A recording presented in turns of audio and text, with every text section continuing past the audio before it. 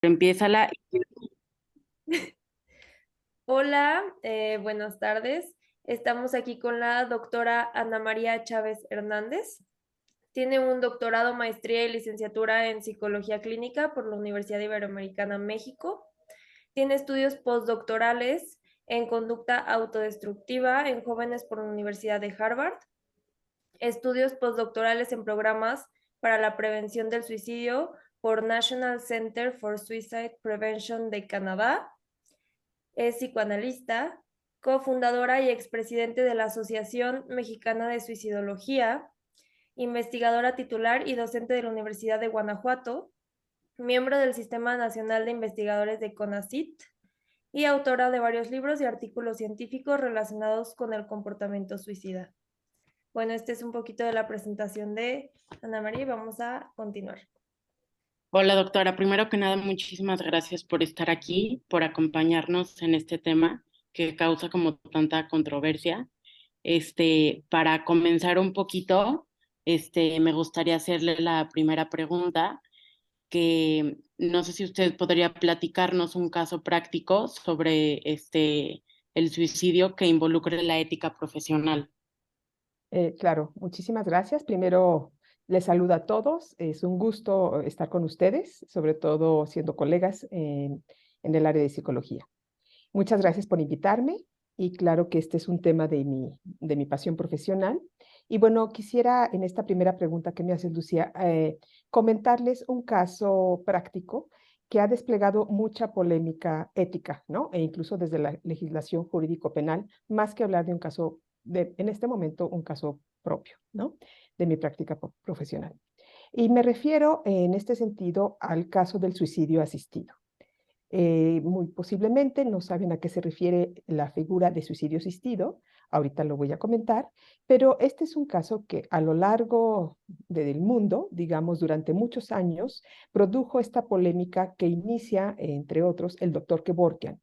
Él es un médico norteamericano que muere en el año 2011, pero justo en el año más o menos 1990, él ayuda a bien morir, como él dice, a la señora Atkins en el estado de Michigan. A partir de allí, él, digamos, fue varias veces llevado a la corte acusado de homicidio. Sin embargo, él decía, y digamos, no logran procesarlo porque había esta figura que es diferente al homicidio. La figura del suicidio asistido es entonces esta parte en donde él, ¿y cómo lo hacía? Tenía una van, una camioneta que estaba estacionada en un lugar, que no había un local exactamente, se quedaba de ver con la persona en cuestión, y entonces lo que hacía el doctor era, él tenía adentro de la camioneta tres dispositivos. El primero, que era el que sí colocaba el doctor, era la inyección, ¿sí? Intravenosa, y punto. El segundo dispositivo tenía un sedante, una sustancia que era tranquilizante, que la persona que iba a fallecer, que había solicitado el suicidio asistido, apretaba cuando ella se sentía, digamos, con la disponibilidad para hacerlo. Y una vez apretando ese segundo botón, quedaba el tercero, que era el que tenía la sustancia letal.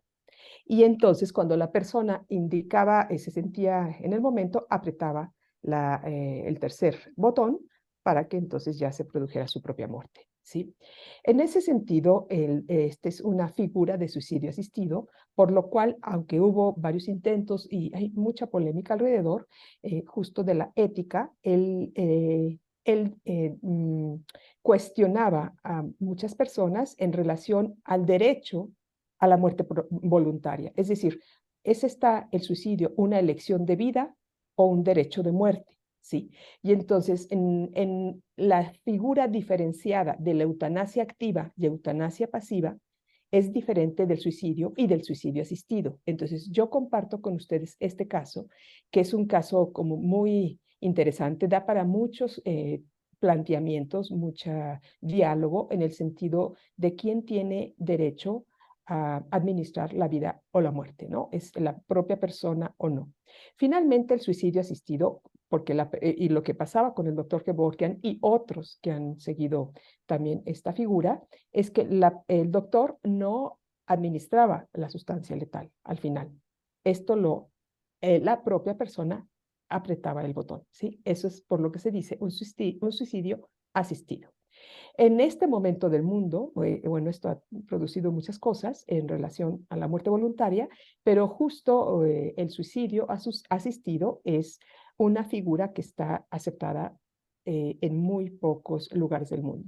En Holanda, en los Países Bajos, desde 1984, en Oregon, también en dos estados de la Unión Norteamericana, como en Oregon, por ejemplo, en donde allí también está permitido y a los médicos se les autorizó que otorguen un fármaco letal a los pacientes desahuciados con 6 meses de vida. Sí, los pacientes solos se lo toman y tienen que dejar el tema por escrito.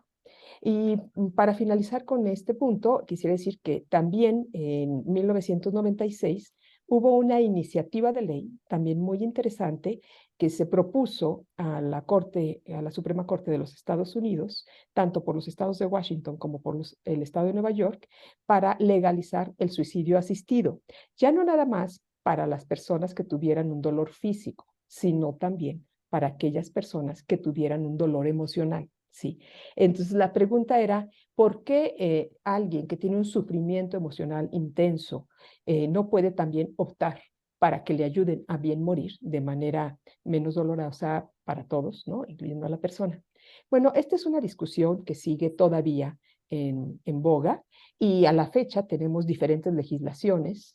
Incluso en el mismo país, como decimos, hay diferentes posturas y diferentes también, incluso artículos constitucionales en diversos países, ¿no? Esto es un cuestionamiento de la ética que tiene que ver con el suicidio en una figura más amplia y que también atañe en ese sentido a la sociedad participativa. Muchas gracias, doctora. Sí, es muy interesante cómo todo este tema es súper polémico. Le voy a realizar otra pregunta, que es, históricamente, ¿cómo se ha considerado el suicidio?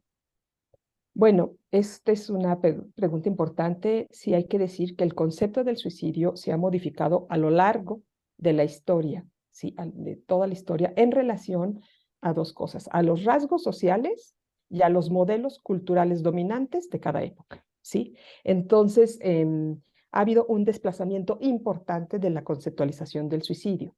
Pero cualquier estrategia que elijamos para conceptualizar al suicidio, o sea, qué es, se vale, no se vale, sí o no, se va a convertir esta estrategia en el soporte práctico, ¿sí? Por lo tanto, en el fundamento de una moral que va a justificar la intervención o no de los diversos dispositivos existentes para la administración de la vida y la muerte, la medicina, la psicología, la psiquiatría, la jurisprudencia, etcétera, ¿no?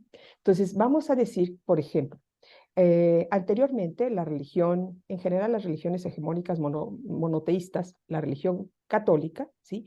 Consideraba al suicidio como el peor pecado mortal. ¿Por qué? Porque se considera como una transgresión a la ley divina, la peor transgresión. Solo Dios da y quita la vida.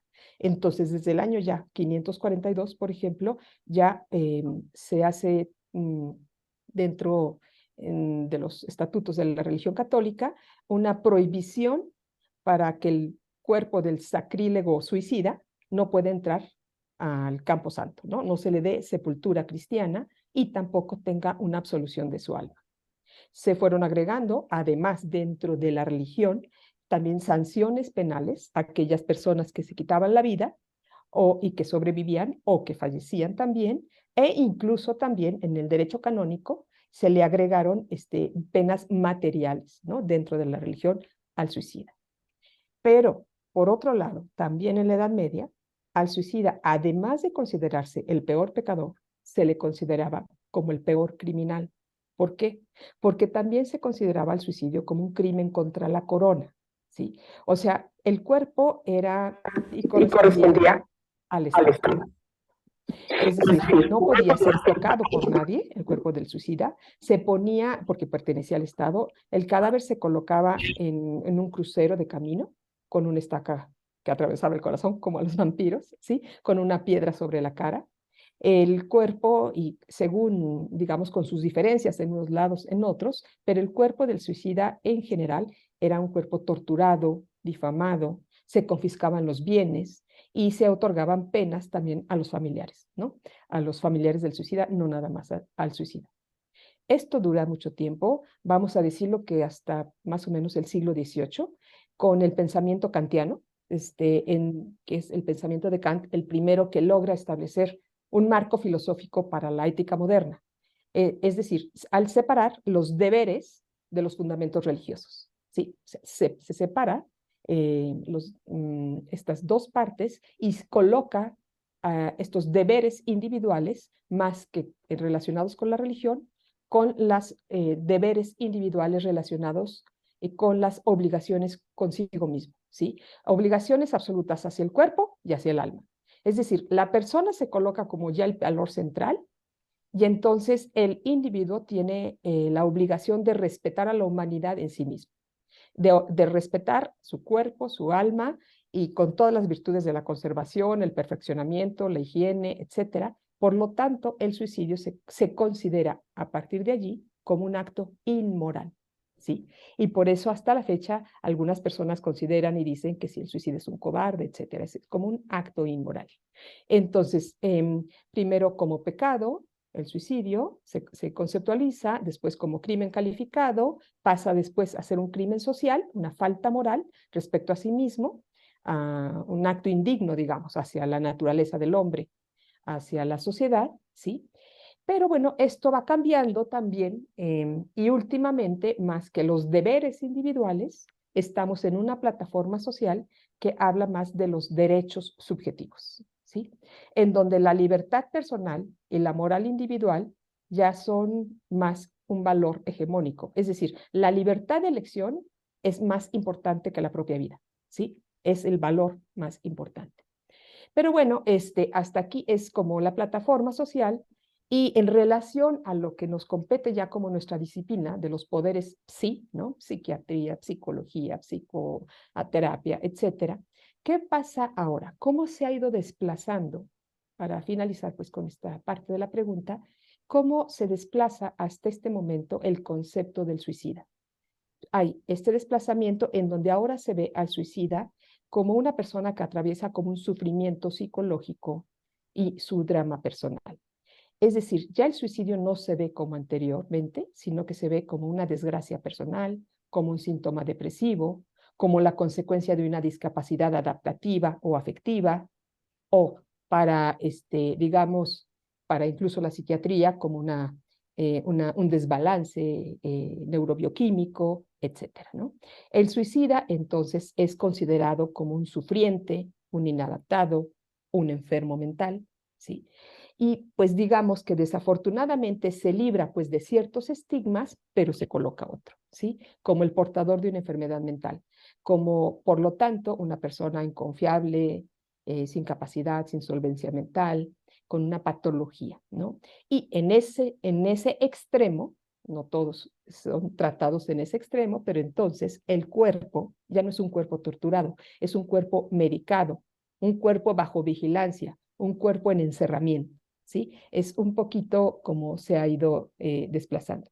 Entonces, en este momento, claro, el suicida en general se considera, y digamos dentro de la discusión de los poderes de las diferentes ciencias, tenemos diferentes conceptualizaciones, pero en general se considera al suicida como una persona con un sufrimiento psicológico, ¿sí? Insoportable, que necesita ser apoyado desde diferentes estrategias, ¿no?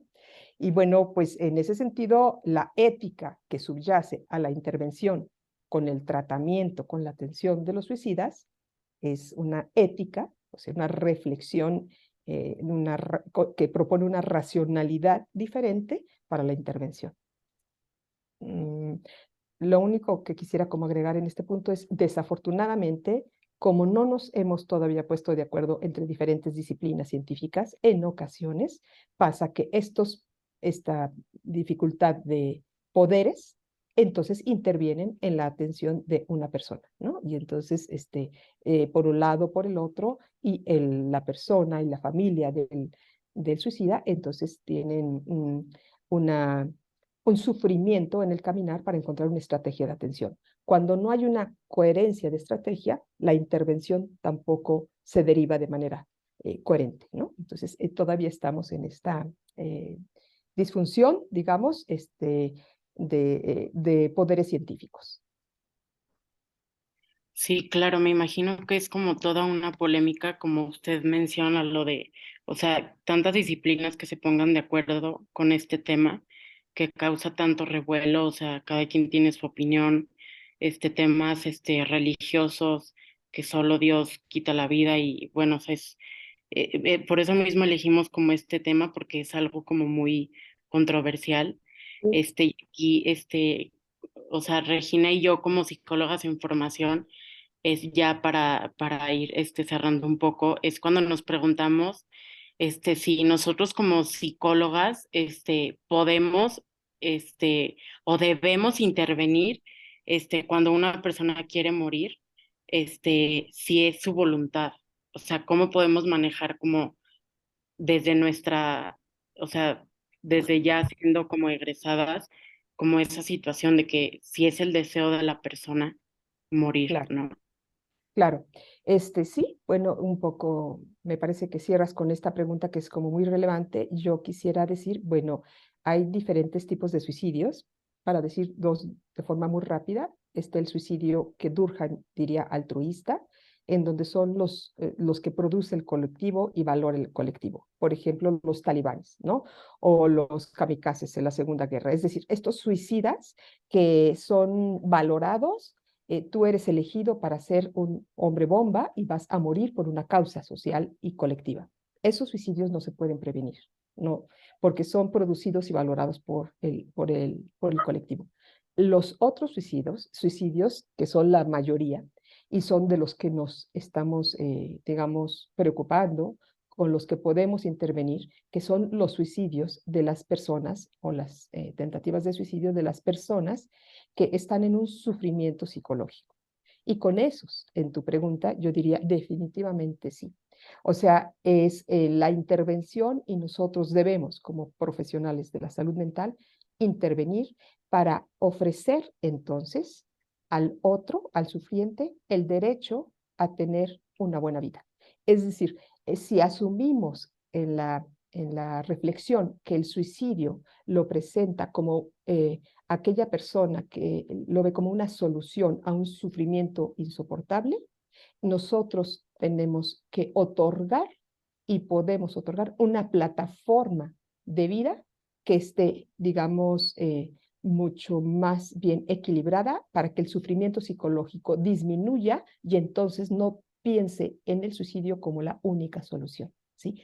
Sino que al revés, tiene el derecho y yo la obligación como, digamos, profesional de la salud a buscar estrategias para que tú te sientas bien. Y entonces, no tengas que pensar que tienes que controlar la muerte porque no puedes controlar tu vida, ¿sí? En ese sentido, claro que la intervención de nosotros es importante en la obligación de otorgar estas plataformas de análisis, de trabajo, de intervención que puedan hacer una mejor salud. Digamos, hablando de salud mental, una salud integral, tanto personal como social, ¿no? Sí, muchas Pues, gracias, doctora. Ay, ¿vas a hablar? doctor, tú si quieres. Ah, no, yo solo iba a decir que es un tema muy polémico que incluso en la carrera no lo hemos hablado mucho y se me hace demasiado importante como que tocar este tema también, porque también llega como a ser morbo, o sea, algo como morboso para nosotros porque no lo hemos visto como debería de, pues sí, de verse. Entonces es muy enriquecedora esta información que nos diste y muchas gracias por tomarte el tiempo. Con muchísimo gusto. Un placer estar también con ustedes. Sí, doctora, muchísimas gracias por su tiempo, de verdad lo aprecio mucho y pues más que nada también yo me quedo como con el mensaje de que pues las personas que piensan como en suicidarse o así, pues no merecen como una muerte, escuché por ahí, una muerte como tan triste, ¿no? Porque pues viven en un sufrimiento mental muy fuerte. Definitivo. Entonces, pues sí, este, se lo agradezco muchísimo por su tiempo y como dice Regina, fue una plática súper enriquecedora, ya que pues como no hemos tocado como en sí tan profundo este tema del suicidio, entonces creo que fue muy pertinente todo lo que nos aportó. Muchísimas gracias. Con mucho gusto. Que tengan un lindo día.